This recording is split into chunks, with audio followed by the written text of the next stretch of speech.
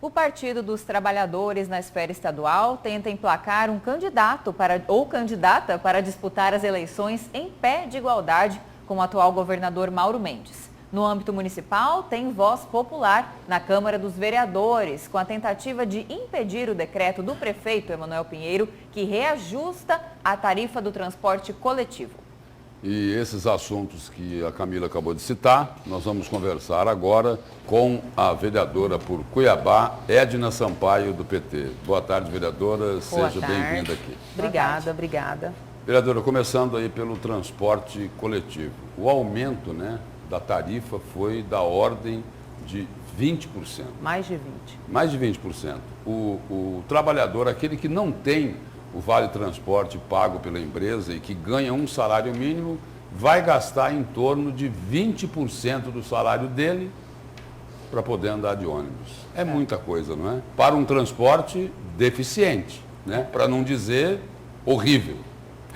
E uma das tarifas mais caras do Brasil já.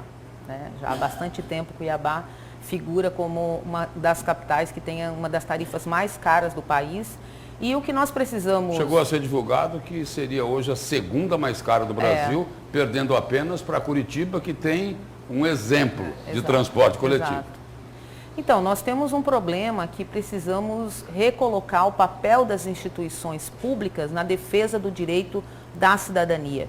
Quando você fala em aumento da taxa de água, da tarifa de transporte coletivo, a gente tem que lembrar que nós também estamos discutindo a sobrevalorização, a sobretaxa da água, a tarifa do esgoto. Ou seja, o povo trabalhador desse município também paga 90% sobre a tarifa de água, a taxa de esgoto. E agora 20% a mais da tarifa de ônibus. E tanto na água como no transporte coletivo... São serviços terceirizados. Eles olham primeiro para o empresário. Sim. E não para o usuário e o consumidor. Exato, e é isso que nós estamos questionando, porque nós entendemos que houve um aumento dos combustíveis, mas que também há um aumento da carestia generalizada para a classe trabalhadora, para quem depende do transporte, e que o transporte coletivo não é simplesmente um mero serviço terceirizado pelo poder público. Ele é um direito meio, uma forma pela qual as pessoas exercem o seu direito constitucional de ir e vir.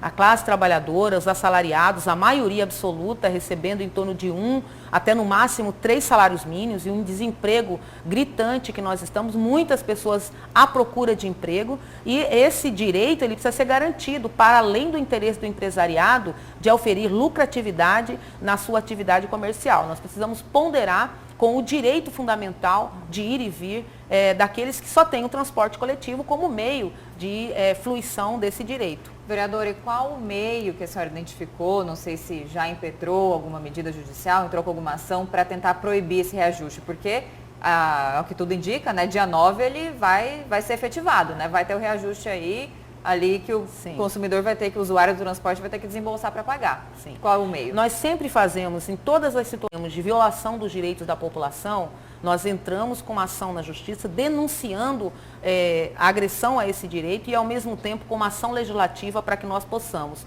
pela casa, corrigir esse problema. Nesse caso, nós entramos com uma ação cautelar para suspender imediatamente a cobrança, o aumento dessa tarifa, então suspendendo o decreto do prefeito para que seja submetido à casa, e também entramos com um projeto de decreto legislativo na Câmara ontem, estamos recolhendo assinaturas para regime de urgência para que o decreto seja suspenso pela Casa Legislativa. É que, só relembrando, em uma decisão recente não, há uns 4 anos, o plenário do TJ aqui já julgou que não seria de competência da Câmara, do Poder Legislativo, definir, não estaria condicionado a ele essa questão da tarifa, porque foi justamente o que a senhora questionou, como o Executivo apresentou esse reajuste sem consultar a Câmara.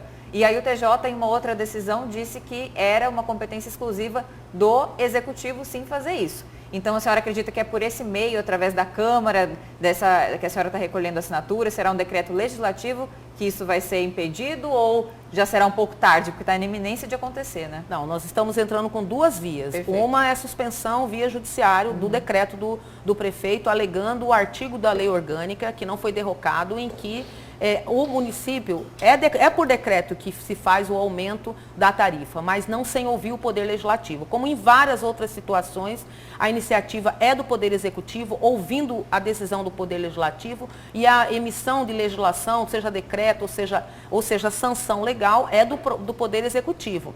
Então, nós estamos nos baseando no que está descrito na lei orgânica do município, né? Inclusive, a exceção da água, justamente dos serviços de água e dos serviços de transporte coletivo, a Câmara tem competência e nós queremos que o Judiciário analise essa questão para que a gente possa intervir enquanto representante do povo cuiabano na Câmara Municipal. Então, é uma decisão unilateral do prefeito que leva em conta exclusivamente a necessidade do empresário e não leva em conta as condições de vida da classe trabalhadora, dos que dependem do transporte público. Então, nós estamos acionando o Judiciário e, ao mesmo tempo, acionando o Poder Legislativo para que ele tome providências também.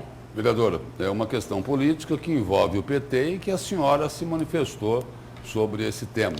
É a polêmica aí da filiação ou não da Tigresa VIP, né, a atriz pornô Esther Caroline, que teve a filiação dela barrada no PT. Aí o presidente estadual do partido falou, olha, foi por uma burocracia partidária, mas afinal, o deputado Valdir Barranco amarelou por causa da filiação da Tigresa VIP ou não? Qual que é a opinião da senhora? Acho que não aconteceu isso, né? Eu acho que às vezes as instituições se apegam mais aos procedimentos burocráticos do que ao mérito do problema, né? Aqui nós estamos falando de uma mulher que tem uma profissão, né, e que não cometeu nenhum crime e que pode sim se filiar ao Partido dos Trabalhadores. Houve um problema formal na sua filiação por conta de domicílio eleitoral, e se o problema é da ordem, da administração, da burocracia, ele é fácil de ser resolvido.